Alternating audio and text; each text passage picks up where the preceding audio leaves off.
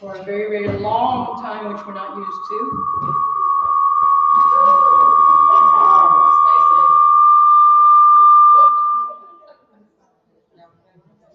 And we probably failed doing a few things. I know that when we had talked before, we had talked about watering our plants before cold. Because what happens is the tissue, the leaf tissue of a plant has to have water through it. What happens during a cold is the cold zaps that moisture out.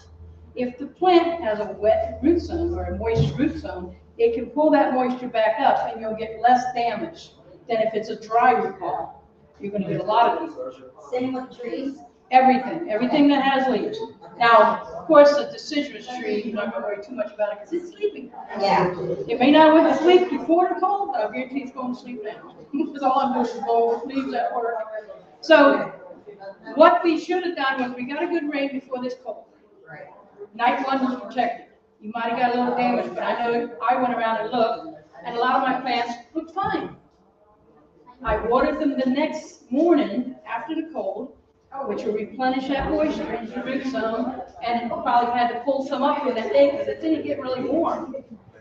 So then, the next morning I watered, but then I was gone for 2 days, and that cold was like 4 or 5 nights long, and it didn't get that warm during the day. So it didn't get that sun to kind of say, hey, perk up, grow a little bit, be active, take in some sunlight, make some sugars, feed yourself. Didn't say that because there was no sun. We had days and days without sun. That's where I got my damage at night 3 and 4. So I protected them the first 2 nights by adding water. So if we have another cold coming, even if the plant looks dead, water its root zones very, very well if we don't get a deep water. And I'm not talking about the last 2 rains we had. That did nothing except for pick sand up on my shoes and brought it in the house so I'd have to run the vacuum. So it wasn't enough to water. You need at least an inch of rain to go a foot down into the earth. And if we don't get an inch worth of rain, and again, I have to kind of want more than that because I have sugar sand, and sugar sand has a resistance to the water going down into the sand. It runs off. So in the low spots, I had plenty of water for my roots. But in the higher spots where there was a slight incline, the water ran off. It didn't go down into the root zone. So water with a hose, of course, use a cutoff so you don't get in trouble with the water police or waste water. But water that root zone and just don't water right here. Whenever you feed or water a plant that's been in the ground for 2 years, you always go to the edge of the drip line. So if water would run off the edge of this plant, here's your drip line. That's where you water, that's where you feed. You don't never do anything at the trunk. The trunk has support roots. It doesn't have feeder roots. Feeder roots are on the end of the roots, and they're very, very fine hair roots. That's what picks up your nutrients, that's what picks up your moisture. That's what takes the sunlight in, converts it to sugar, and stores it in the roots. So you got great big old trees. Now you go to that root ball, that runoff area, the drip line, on a big area, if it's a 20-foot area, you're getting water 5 feet out from the drip line and 3 feet inside the drip line. So, but a normal shrub, they're generally 3 or 4 feet wide, so you're going to water out there 5 or 6 feet away from it and water it deep. So you want the water to go down. So if you've got to jet it, turn the nozzle up a little bit so it's high with pressure to get it down into the soil. I do that. Never just the light mist what they call shower. Shower's not going to seep in. You need a full flow water. And if it's really, really tough, like my sugar sand, I have to actually use a jet and jet little pockets. Not deep. I don't want to get down and bare the roots so that the oxygen the air can get down there and dry them out. But I do want that water to make a little pocket so it goes down. And then I might put it on shower and water it in after I get all those little pockets out there. That water is going to go down into the root zone. So always the drip line, the drip line, the drip line. How many people have taken their fruit trees, samples of their leaves into the county extension and master gardener's work, and they're all shriveled up and brown? When did you fertilize it? I fertilized it. But where did you put the fertilizer? Oh, right up against the trunk. The nitrogen released and burned the plant. Now the plant has wounds underneath on the root zones, and the hair roots are out here waiting for that fertilizer. So never, never, never, ever put anything on the trunk, unless it's a yellow rip. That's all. That's all I'll let you do. So our yards look horrible. Yeah, my yard looks horrible. But I still got a lot of green, because I've got a lot of natives. A lot of natives that were there, a lot of natives I brought in and incorporated into the other plants that my mom put in there. She was a lover of exotics. God rest her soul.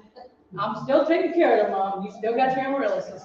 But I like a plant that when it comes winter, I can say, see you in the spring, and do nothing. It's either going to go deciduous, which means it's naked, it's sleeping, the sap is not flowing, it's not going to take damage in the winter. So your deciduous trees that look barren, they lost all their leaves out there, no, they're just sleeping. Don't wake them yet. And you wake them by pruning. No pruning till at least February 15th, most of the time March 1st. So tolerate that black, and that brown, and that copper, and that yellow. Blow the leaves off where you got to walk. Leave them in the ground, because you've got insects and other things nesting in the debris on the ground, and if you blow them out of there, you're not going to get those cocoons or the bugs themselves that are hiding, the good bugs. Ladybugs go down into the ground. Your frogs go down into the ground. Toads go into the ground. Your earthworms are going a little deeper. They all need that debris on top to protect them from the cold. So don't take it up unless you have like I love sycamore trees. I have 7. So I do get piles of leaves. So if I have something under my sycamores that need to be watered, I will rake the leaves back from there, because the depth of your leaves will keep the water from getting down in the soil where the plant needs it. So just be very cautious about cleaning up now. And I've always told you that sanitation will prevent 80% of your problems, but we don't do sanitation in the wintertime. Spring through fall. That's when you keep your garden clean. You don't cut and drop. A lot of people will prune and drop. If you have bug eggs, bad bug eggs, if you have azaleas and you have lace bugs, that egg, if it's sitting on the ground, can live on that leaf still, because it's just attached. It's not feeding yet. But when it hatches out, it's going to go right up there into your azaleas in June and feed June, July, and August. That's when the lace bug, not the lace wing's a good bug, lace bug, will feed on your azaleas, and you'll get that stippling look. If you look on the back, you'll have brown on the back of your leaves. That's excretion, or a lace bug poop. That's how you tell if you have lace bugs. So there is a time for cleaning up, but it is not in the wintertime. And you've got a lot of birds down, especially on early birds. My yard is flooded with warblers of all kinds. And the goldfinch are there, and a lot of the other finch are there, and they're feeding in that debris too. Some of the bugs become dinner, but that's nature, so we got to let it happen. So some of our plants that are out there, the deciduous ones, I have both exotic and native, because I didn't want to really tear up all my native plants to have something to show you. So this is a Rose of Sharon. How many people know what that is? It's also called an Athena. It is in the hibiscus family. It can be a single bloom or double bloom, but it goes deciduous, unlike your other hibiscus plants. And it doesn't die back like the, what's that one they make tea out of? No, the hibiscus, the red leaf hibiscus. Yeah, they may die all the way to the ground, and they may or may not come back. They're not really suitable for this area unless you are going to protect it. So this is one of those hibiscus that you can have and not even worry about.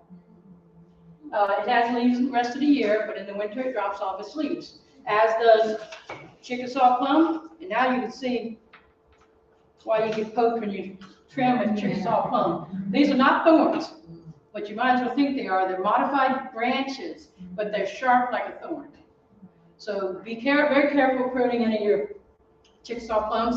Generally, you only prune damaged branches, and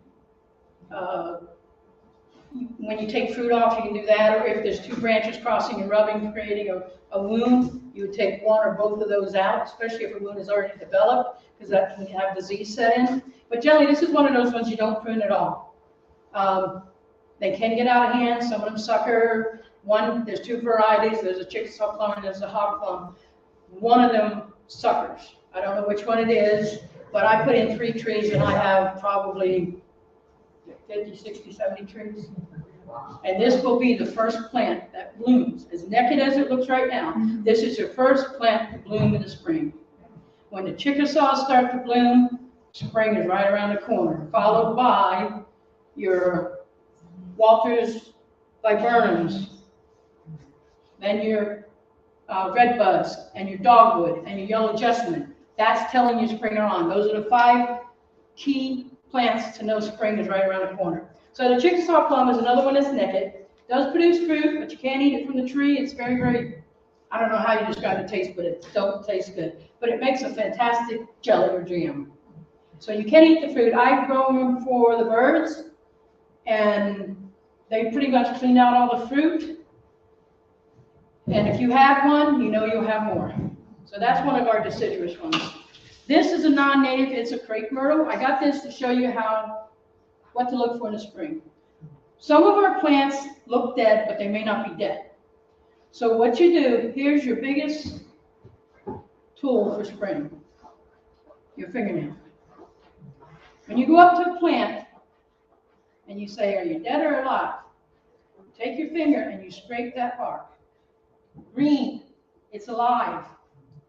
Brown, it's dead. Do the upper part and the lower part. It may be green on the bottom, but brown where it took all that cold wind. So this is your tool for spring. Don't sharpen it. Trim it every once in a while. And it's not too bad to get dirt on there. Mine always have dirt on there. But this is another deciduous tree. This is another sleeping tree. It is not dead, but it looks horrible in the wintertime. This is my favorite tree. This is a fringe tree. Blooms before it leaves out in the spring. This is your last plant, your last tree to sprout in the spring. It doesn't sprout until generally April. So it's going to look naked for a very long time. But when it blooms, it's well worth the wait. And it's solid white little pom-pom blooms. And then it gets its leaves, and then it's green up until the first frost. Another deciduous one that looks dead is the trumpet vine. This gets the big clusters of real big red flowers, deep red flowers, and the hummingbird goes right up in that flower to get the nectar. They're looking like this all over my place. Now, this is one that if you have, you may want to control a little bit. But if you scrape it, green, live.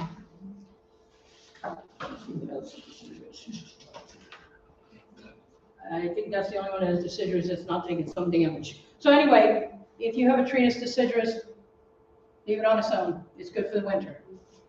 All of them are going to sprout in the spring with either flowers first, then leaves, like redbuds are first with flowers. Chickasaws are first with flowers as far as before leaves.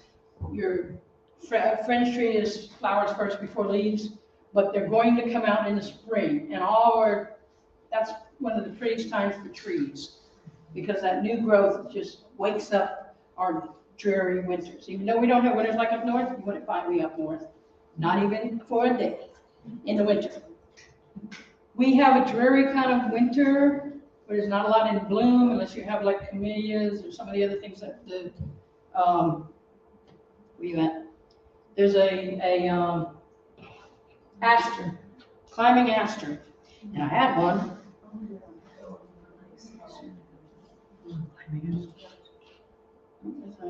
Anyway, there's one up here, I'll find it. Anyway, it blooms sometimes in the winter, and that's one of the ones that your butterflies, that butterfly doesn't know that it's winter. As soon as it feels warm, and a lot of times we get 3 or 4 weeks between colds, a butterfly's gonna hatch out. Then it has to find something to eat, and there's not a lot out there during that time. So that climbing aster is one of them. I know I put one in there. Anyway, so our grasses, almost every grass that's native is going to come back and reseed. I find moolies, I find takahachis, I find L8 lovegrass in various places in my yard, and all I do is I take my trowel when they're young, pop it up, and pop it somewhere inside the bed line, out of the driveway, because I have a sandy driveway, and that's where everything tends to want to come out up. So that's all. You don't worry about your grasses. Don't cut them back yet, because as soon as you cut them back, you're going to get new growth. New growth is tender until it hardens off. Any cold, the cold that would normally take something down in 32 below, 32 or below, now if it puts out new growth, it can take it out at 39. So you don't want to encourage new growth of any kind. Now, underneath some of our plants, you're going to see that ugly brown or black or whatever they are now. You'll see sprouting way, way down. Your hibiscus will do that. Somebody was asking about hibiscus. I don't think you're going to save the tops of a standard hibiscus you buy at Lowe's or Home Depot. But 90% of them will come back from the root. If they come back, and we've got a cold front coming, if you can get some sort of pine needles or pine nuggets or anything you can rake up on top of that new growth, that'll give it some protection from the cold. Because it doesn't know that it might get cold again. Now, this winter came in real early. Our days had just started getting shorter. And normally, a deciduous tree will lose all their leaves. As the days get shorter, the temperatures get cooler, and generally around the first week in January, all their leaves will be off. Well, we didn't get that gradual cooling. We got 80-something degree weather for a long, long time, and then boom, winter's here. So now that the damage has been done and the tree says, wow, it's winter, you're going to get a lot of leaf drop. A lot of leaf drop, especially if you have sweet gum, sycamores, maples, and even the oaks. Now, people say, well, my oak is evergreen. Yes and no. It is evergreen, which means it's going to be green year-round, but that period from the end of February to the 1st of April, and it puts out the cascades, which is the male part of the flower, and all the leaves start to fall. You're like, oh my God, I gotta go. No, it's doing what it's supposed to do. Every leaf on that tree that was here in the fall will be gone by the end of March, because it totally replaces every leaf on the plant. That's why you get leaf drop on oaks, but it's in the later spring, or usually sometimes they do it in February, but usually your sweet gums and your maples are putting out then, and you get the pollen count, and then the oaks come on top of that other pollen count. So if you have a problem with pollen, you get hit there between the 1st of March and the end of April. That's when all those trees put out their pollen. So it's not really evergreen, but it looks evergreen. And evergreens doesn't mean that it's cone bearing. Most people say, well, I got evergreens, I have cedars and pines, and no, evergreen means it has green year round. Yes, all of our cone bearing plants are evergreen, but not every evergreen is a cone bearing plant. Or even a tree. Or even a tree, right, correct. So it just means that it has a needle type foliage and produces cones as its reproductive fruit. So that's why it's called the cone bearing. So other stuff that's in my yard, we're going to talk about them. Powder puff, I protected this, but as you can see, well, it closes up at night, by the way. It's like a sensitivity plant. But this browning on here, that's cold damage. It was covered. It was covered with 2 layers of frost blanket and a very heavy Indian type blanket over the top of it. As was my sage. This one was covered, this one was not. There's a big difference. This one suffered. It needs some food now. It's hungry. But it did make it. This is the pineapple sage. This is your red sage, or the Salvia coccinea plant. That's your red sage. But both of these will reseed. So even if they didn't make it, their offspring might make it. So be very careful around the ground with those too. My native tropical sage comes back from the roots. Yeah, some of them come back. Generally, it's considered an annual, which means it only lives from seed to seed. It comes from a seed and it produces a seed, and then it dies. That's what an annual means. Perennial means that it comes from a seed, produces flowers, seeds, may go down for the winter, but that same plant is back in the spring or in the summer, depending on its season. But most of our annuals, if we can get them through the winter, or if they're in a protected area where there's a lot of radiated heat, and we'll talk about that in a minute. How am I doing on time? 8 minutes. Oh, anyway, so how many people know what bridal wreath are? Bridal veil. Bridal veil. Wonderful plant. Do nothing to it. You don't have to prune it. You don't have to feed it. You don't have to water it. After establishment. These did take some damage, but it should be naked now. It's a deciduous plant. But see what happened? It didn't have that gradual build up to winter. It just got jumped into winter. This is not damaged. This is going to be great, and it will bloom in the spring. No problem. You don't have to do anything to it. What was the name again, Mark? Bridal wreath. That one's not native, right? No, No. I have both here. I'm just talking about what you can see out there. As far as vines go, we showed you the trumpet vine. The coral honeysuckle loves the cold. It's a little red tint to it. It already has a red tint, but it's not going to be harmed by the cold. They actually grow better in the winter than they do in the spring, and especially summertime. They don't like heat as much as they like cold. But you don't have to worry about these. Bottle brushes of any kind. I put bottle brushes in my yard because of hummingbirds. This is a dwarf bottle brush, no damage. Of course, it's only about this high off the ground, so it actually had radiated heat, but still. There's a climbing aster. I knew I had you. Climbing aster, your little lavender flower, you'll see these a lot around waterways. Chassowiscus is loaded with them. And that's what they feed on in the wintertime. Horse mint, mine didn't get hit. But the ones out at the driveway, where they never get any water other than rainwater, did get hit. But I don't have to worry about them because every one of them will reseed 10 times over or more. If anyone has these, you know they come up all over the place. But I love them. Walter's viburnum, no damage. Yopon holly, no damage, actually producing berries for the birds in the winter. Great plant. Any of the hollies. This is a gardenia, damaged. Covered, but still it got so cold that there was damage between it. I took this one because it had a little bud. All the rest have big fat buds in them, and they're not damaged because those leaves are over the top of it. So we're still going to get flowers from this, provided I protect it for the rest of the winter. Azaleas. A lot of people have azaleas. This is not the native one, but we do have 2 or 3 native ones. But the plant itself, this has lace bugs. So if anyone wants to see what damage of lace bugs is, I can show you. It's not that the plant can't tolerate the cold. It can. It can't tolerate warming up after the cold.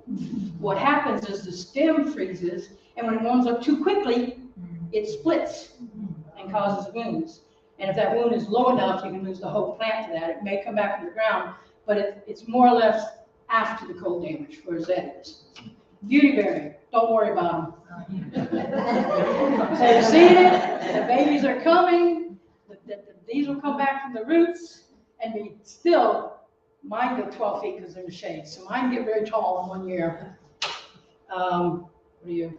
Hibiscus. They don't do well. And when you scrape a plant that you know is going to be brown, but these will come back from the ground, generally 90% of them. If it's a hybrid, great big old flower like this, chances are no. This is bluebells. Freezes every year, grows to 7 foot every year. Don't worry about it. Firebush dies every year, dies back every year. Dead, brown, but it's coming back from the root zone. Do not cut it back yet. Lantanas will come back. They look horrible right now, but do not prune because they're going to come back with that new growth at the base, and all this stuff hanging over that, where that new growth's coming back, is going to protect it if we get another cold on it. And throwing pine needles over it wouldn't hurt. What are you? Clerodendron. This is the butterfly clerodendron. It's a little blue, little butterfly-looking flowers. Dead all the way to the ground. Comes back from the roots. Don't worry about it.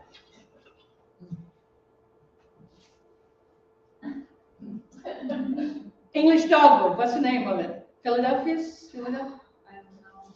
Philadelphia's? Does anyone know? It gets a little dogwood-looking flower. It's also known as a mock orange. Yeah. Okay. Freeze down, comes back. Don't worry about it.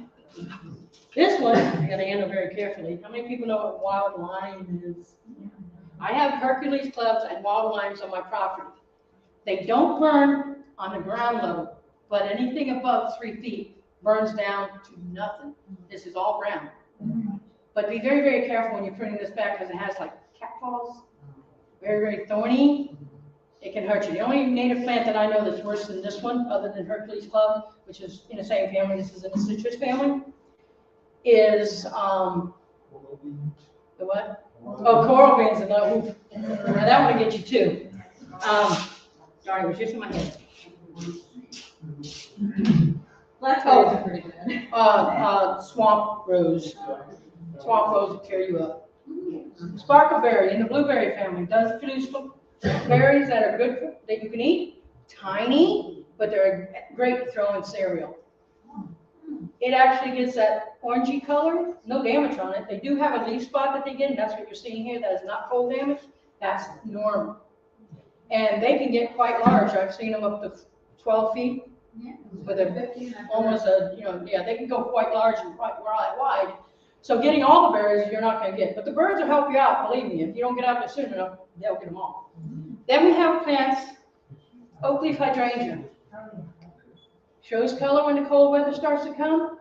But I want to pass this around. I want you to see how healthy that bud is in the center. That's going to be its bloom, and it's going to come up into a cone, a very tall cone, right in the center of it, and the cold is not off of it. Now, it should be deciduous right now, just have a bud. So, okay.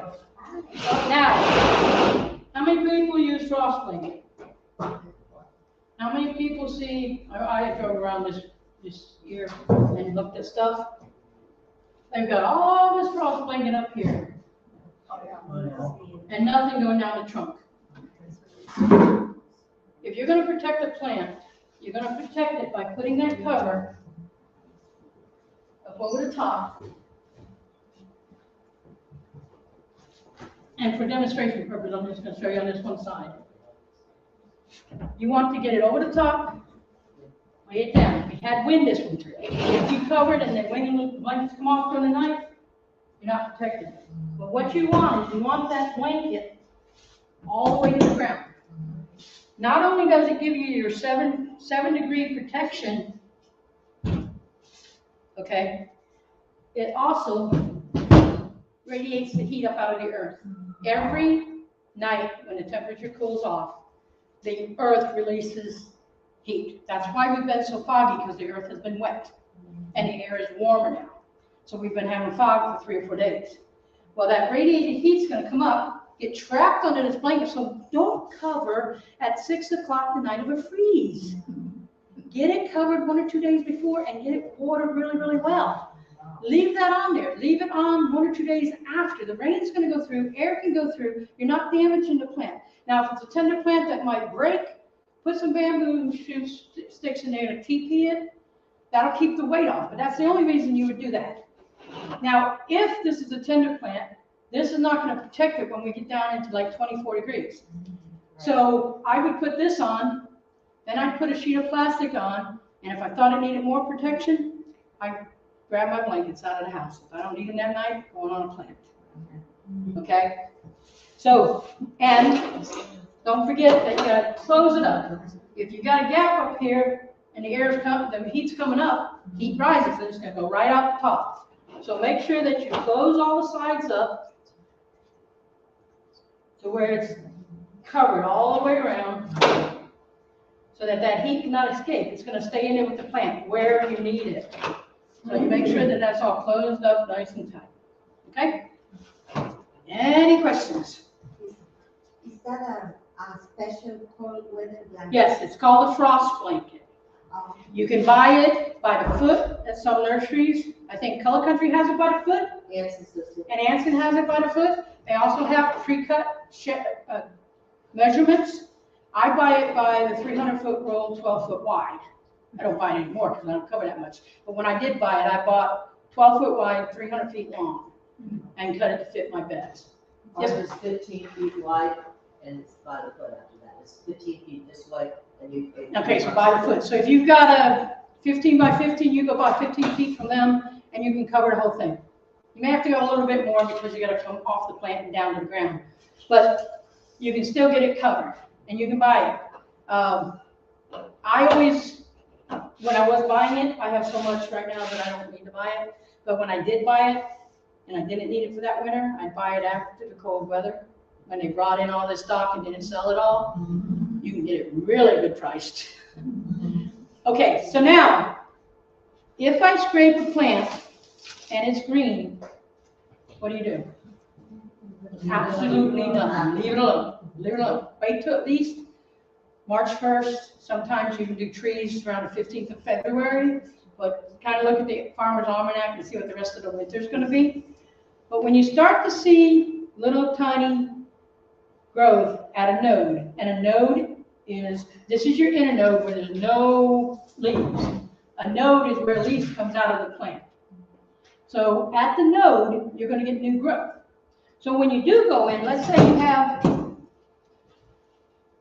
new growth right here. See that new growth? Don't come in and cut up here. You go right to the top of that node and you take the dead out, leaving no nubs. Okay? Your disease can't set in. That plant is going to sprout from that node and become a new branching. Now, a lot of times you'll get breakage of leaves down the stem, but the tops are still brown. So scrape until you find green and cut it off above the last node that has green. And you do that in March. And you do that in March. You really don't want to do anything now, but if, I mean, where I work, I've got to do some, but I do protect it after that. So I would put pine needles up against the bottom of the plant. So if it did sprout new growth, it's fine. But you know what? My coreopsis, my Stokes asters, even my native petunias, they're all fine. They're still green because I put pine straw around the base or over the top of the actual coreopsis. And I think Stokes asters can be on its own without any protection. My landscape tick seed doesn't need any protection. It's Yeah, fine. they like the cold. They actually go away mostly in the summertime when it gets really, really hot. Okay, if there's no question. I have a question. Yes. The oak leaf hydrangeas, we can grow those here? That oak leaf, yes. Yeah. Now, generally, they need what's called an understory. So they want either morning sun or afternoon sun, but not sun all day. So they're at the edge of your bed plant, usually underneath a tree, but not deep underneath the tree. They will grow deeper under the shade, but they won't flower as well. So they need that 3 to 4 hours of morning sun or afternoon sun. They're slow growers, but if you can find them, and Anson usually has them, she makes sure she orders them. I'm not sure about Color Country because I don't go there to buy my, what do you say that works at Color Country? I go to Anson's, I'm sorry. She's been good to me. So, yes. Did I hear you correctly say go ahead and cover the plant like the day before it's going to get cold? Yep. And that's to capture the heat to get it started? What's that? Is that to capture the heat? Yes. If you're, like a lot of people were covering the night of the freeze when we got down into the 20s, the damage has already been done. Really? So if it was protected a day or 2 days before that, it wasn't gonna be hurt if properly covered and enough cover on it. But covering it after the cold comes, you might keep a frost off of it, because that's the other thing, cold damage will zap the moisture out, but a frost is ice and it sits on top, so it can burn even if your plant has been watered because it's ice sitting on top. And the same goes for afterwards, leave it on for a day? At least a day, but water it the day after the freeze, especially if we're gonna have multiple cold nights in a row, water it. You don't have to uncover it, water it, because your drip line's out here, just water outside the cover. And if you don't wanna make sure you don't get the cover wet, get a nozzle that, it's called a soaker nozzle, and just lay it on the ground around the drip line, and it will go straight down. So how long after it starts warming up do you leave The covers? Yeah. No more, no, once we get up into the, above, I'd say 55, 60, take it off. Okay. Yes, Make sure you're using a good frost cloth if you're planning on leaving it on. Right. Do not use sheets, towels, anything. yeah, the frost blankets are when you leave on. You can't leave sheets on because the light won't go through, the water won't go through. And if you have plastic on it, you have to take that off, but leave Every this on. day? Depends on a palm tree, that's not gonna be that much protected. You were talking about your rogalini. Now on a palm, she has a rogalini, it's showing damage, but a palm, the only part of the palm that is actually needing protection is the bud. So now if it gets frost, ice, you can get damage. Even sagos that can take temperatures down to 5 degrees, if ice sits on their foliage, it's gonna burn. But if you just take a heavy towel, a terry cloth towel, and pack it in around the bud, but on a rogalini, be very, very careful because it's full of thorns. And if you can protect that bud alone, you're gonna be fine. What you mean the top piece is what? Where the fronds come out of the center. Oh, okay. So, and I was telling her that hers is taking damage, but I don't know if the bud's damaged because I can't see it. But the way you check a palm is in the springtime, when everything else around it is sprouting, you reach in and take that center frond and give it a gentle jerk.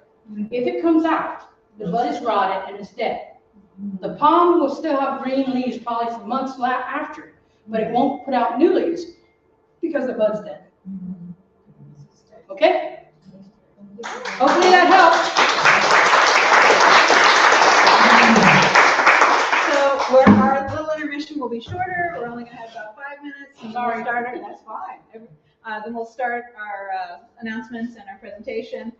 We have 2 sign-up sheets for field trips back there if you want. Check out the plants. And we have some merchandise if you want to. And take a coffee break.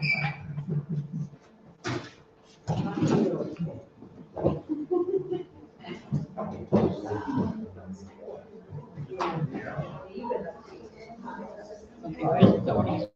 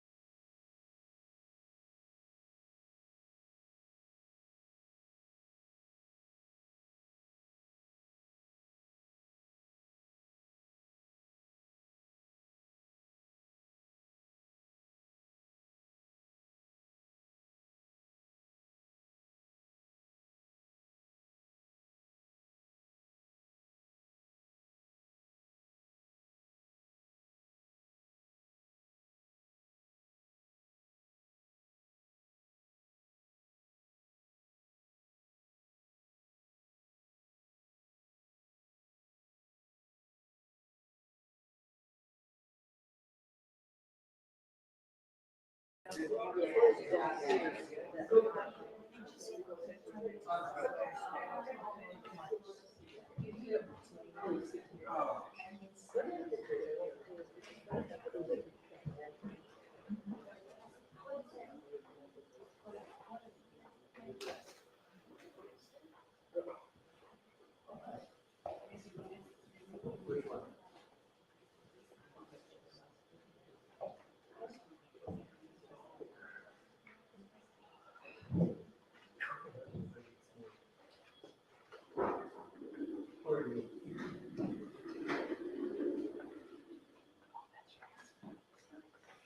so good evening, everybody.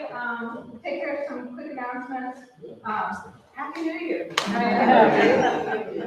So I'm Tina Phillips. I'm your past co-president. And I'd like to say thank you to our current board members for their continued service to the chapter.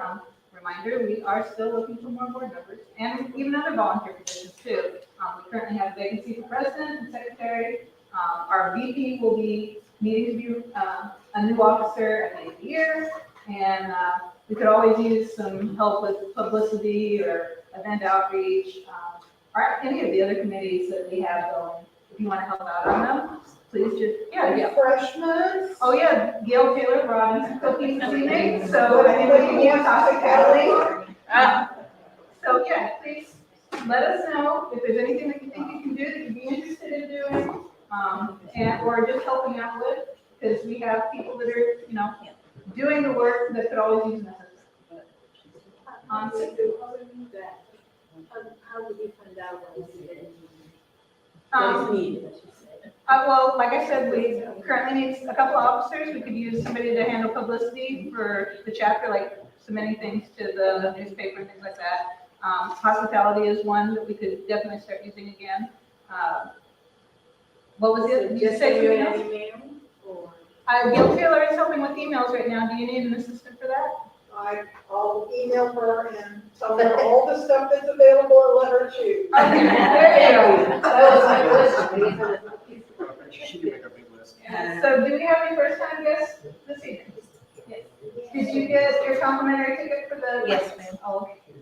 Do we happen to have any new members that haven't received their new member packet yet? Okay. All right, so I just wanted to let you know that our current membership, I just looked it up and I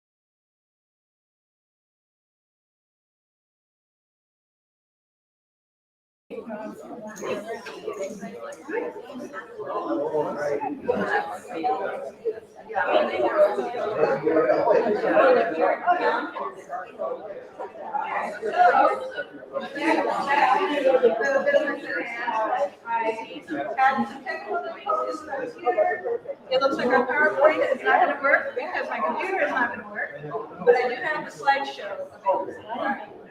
So, I guess we'll get on to our speaker. So, with Florida's mild temperature and well-drained soils, oh, actually, hold on a second. Okay, so with Florida's mild temperature and well-drained soils, cactus horticulture is popular in landscapes, though often using non-native ornamentals. And our home is, our state is home to 6 genera of native cactus, some which are found only here, and many are threatened and endangered. Our guest tonight is James Freeman, owner of the Cactus Island Nursery, who is going to tell us his tale of his journey from cactus horticulturalist to cactus conservationist, and a couple of his favorite cacti. James moved here in 2014, lives in Williston with his armada of cacti. He specializes in growing columnar cacti of Florida and the Caribbean from seed, but also grows some species from Brazil, Mexico, and the American Western Desert. He's experimented and has had success in germinating and retaining seedlings using innovative techniques and developing optimum soil mixes. Botanical museums are starting to notice and buy plants from Cactus Island due to his standard of taxonomic accuracy and pedigree without hybridization. So let us welcome James Freeman. Thank you. Thank you all. Appreciate it. As far as clicking through, oh, you're going to be able to, okay, that's cool. Let's see how this goes. Okay. Well, thank you all. Looking forward to sharing my journey with you tonight. I'm a cactus farmer. I never thought I'd be doing that. I'm an artist first and foremost. I live in a world without an art market, but you know, I could get published in museum shows. It's been great. I still paint and draw, but got to make a living. And the cactus has been a wonderful, unexpected blessing. And you know, I don't know if we have any pictures of that, but I was lived in Chicago. I was born in Illinois, and in my 20s, I went down to the Art Institute of Chicago from the suburbs, kind of hoping to find a date, you know, looking for the ladies, and went to a presentation of Latin American culture and art and plants and nature and food and everything, and went and instead was absolutely blown away by the slide presentation. I had no idea that Florida and the Caribbean in general, in a larger way, had cactus. Who would have thought that something that looks like a saguaro, a big cactus, will grow anywhere outside of the American Southwest or Mexico? At the time, I thought it was limited to that. I didn't even know they were in Brazil.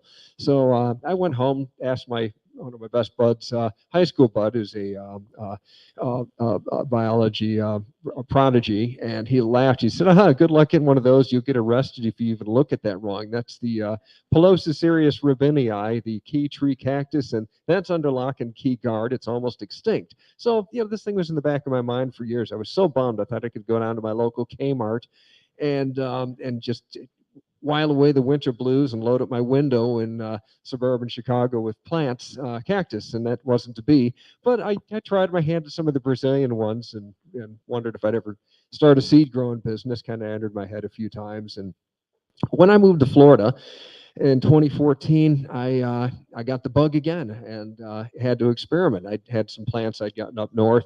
I'd grown, and unexpectedly they went to seed for me, flowered. I thought, wait a sec, this is about 4 to 6 years early for this blue Pelosicerius from Brazil. And I germinated them. I ended up with 1,400 plants. I have a lot of those still. And it was a great success. It really and I ended up trying a few more seeds, hooked up with some Facebook groups and a few botanists, and it kind of grew. And I ended up getting some. I learned about the 2 species I'm focusing on tonight of the genus Harrisia, and I had no idea these existed. I thought, wow, Florida has a lot of cactus that I've never heard of.